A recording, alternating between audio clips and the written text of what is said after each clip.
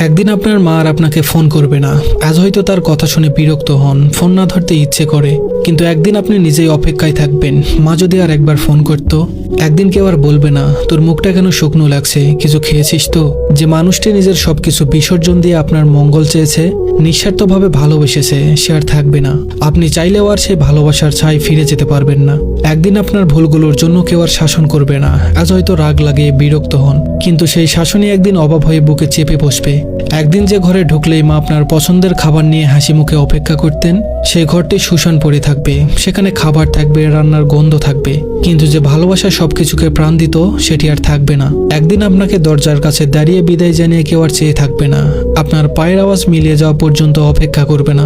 একদিন তার কণ্ঠস্বর চিরতরে থেমে যাবে। একদিন আপনি তাকে ডাকার জন্য চিৎকার করবেন, কিন্তু কোনো জবাব পাবেন না। তার হাতে মাথায় হাত বুলিয়ে দেওয়ার আর কেউ থাকবে না। রাত জেগে আপনার জন্য চিন্তা করার মানুষটি আর থাকবে না, যতই ব্যস্ত থাকুন না কেন।